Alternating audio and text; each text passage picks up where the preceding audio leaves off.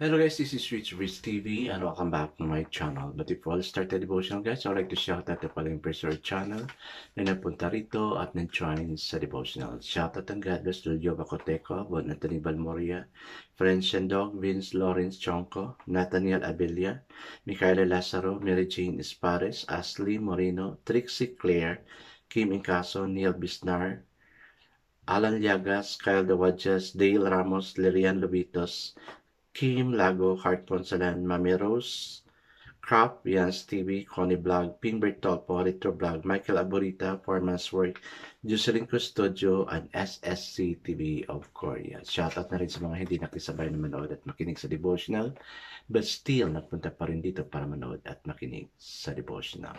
God bless us all, guys.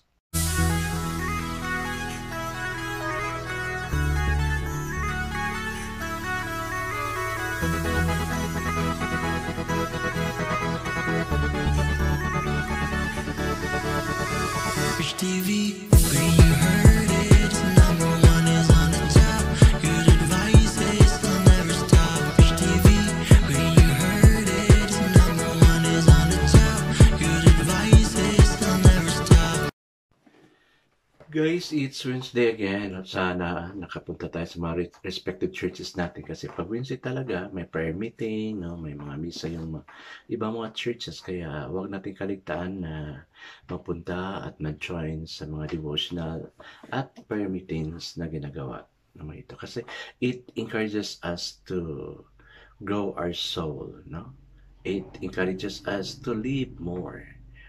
The testimonies, the words we hear would really inspire us.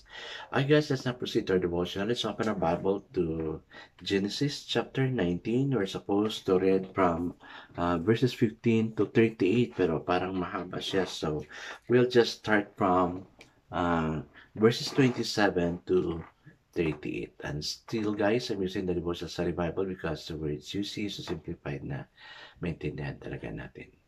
Okay, the word of the Lord in Genesis chapter 19, verses 27 to 38. This is about Lot and his daughters.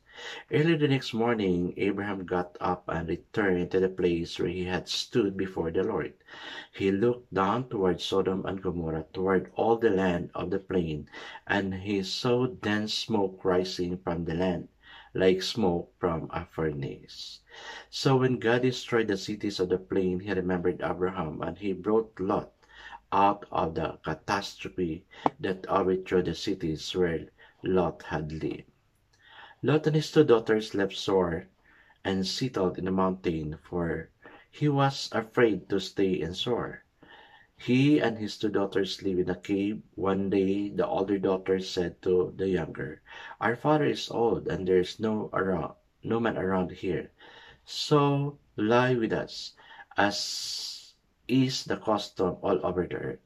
Let's get our father to drink wine and then lie with him and preserve our family line to our father." That night they got their father to drink wine, and the older daughter went in and lay with him, and he was not aware of it when she lay down or when she got up.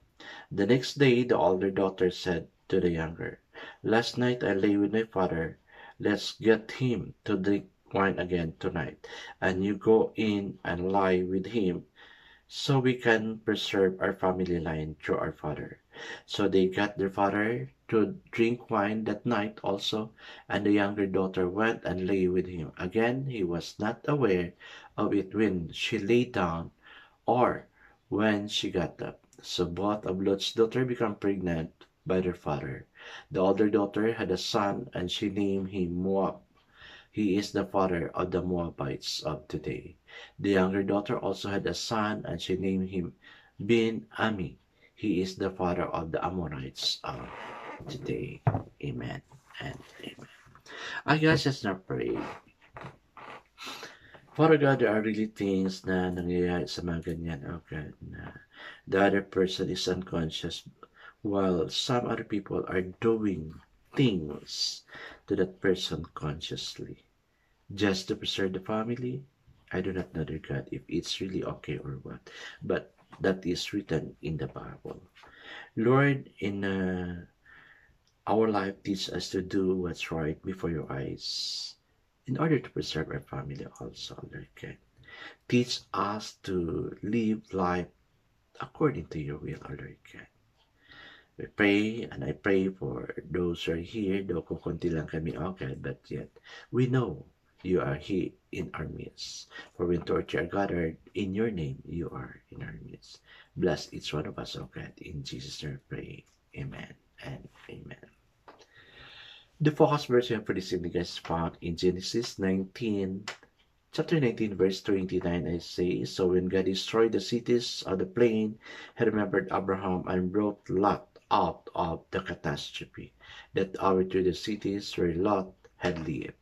Si Lot, guys, is pamangkin siya ni Abraham, no? Kasi iba yung napili ni Lot na Lot nung nag-divide na sila ni Abraham. So si Lot ang pinapili una ni Abraham. Pero yung napili ni Lot is not a good land kasi it was a sinful land, no? At andun yung Sodom and Gomorrah. Okay, so the title of our devotion for this evening, guys, is Praying for Our Family. Are you? Yes, me, I'm really praying for my family.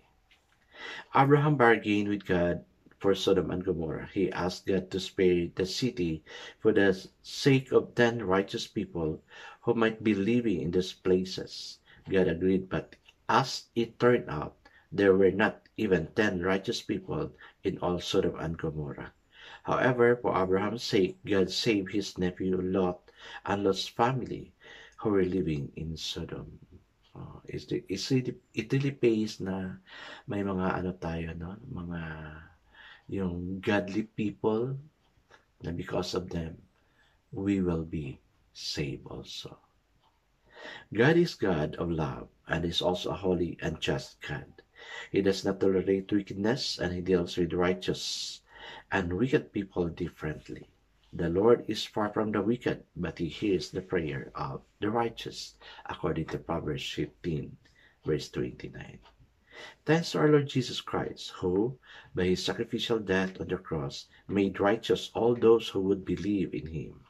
God hears and answers our prayers. All believers can confidently approach God's throne of grace, receive mercy, and find grace for help at their time of need, according to Hebrews 4, verse 16. God saved Lot and his family because he remembered Abraham's petition. How much more will God answer the prayer of all who come to him through faith in Jesus? Let's not get tired of praying for others, especially our loved ones who need our Savior. Amen and amen. Yes, guys, no, as we pray, dapat yung prayer na prayer talaga. Hindi lang yung prayer kung ano yung napunta sa isip, lumalabas sa bibig. Kailangan yung prayer natin is taimtim, no? Na, medyo mahaba-haba. Kasi if we're going to pray, there would be a lot of content sa prayer natin, no? Kaya ako, when I get up in the morning, maaga akong ginigising ni Lord, no? And then, sabi ko, Lord, hindi pa rin ako tapos mag-pray. I got up as early as 3 o'clock, 3:30, ganyan, no? Kasi yun yung, ako ni Lord, ginigising ako ni Lord. So, every time I woke up, I immediately prayed. And then, sabi ko, Lord, magluluto nila ako ng 5 o'clock, but still, di pa tapos ang prayer ko. So, ganun pala talaga pag mag-pray tayo, no? We need to pray longer. Hindi lang yung parang bata na prayer. Kasi we are already old, no? Of course, yung childish prayer ng bata, dinidinig talaga ni Lord kasi that comes out from the heart of a bata. But for us, adult, no? And we know what to pray. Kaya let's not imitate those children na pakunti lang yung prayer natin. Example, Lord bless this food. Amen. Prayer yan, pero as much as possible, we need to have it longer. No? Kasi if you're going to listen to somebody who's talking, of course, you really like to hear more words than like that. No? Di ba? Sa mga babae talaga, ayaw mo ng yung yes, no na answer na gusto mo talaga is yung pahaba na sagot. Di ba? Ganon din kay Lord. Although God yes, so as much as possible, we need to do it like that also. God is also human at the same time, a God, a supernatural God. I guess let's now pray. Heavenly Father, thank you for my family, our family. We pray that you will open their hearts for the gospel so they may be saved. Amen and amen. Yes, guys, let's not stop praying for our family and even to ourselves, even to our loved ones, and even to our relatives, our neighbors, and community, and the nation as well. Let's keep praying, guys. God bless us all, guys, because I know God shall bless us 10 times better. This again is Rich TV. Kita-kita tayo muli. At sa muli, paalam!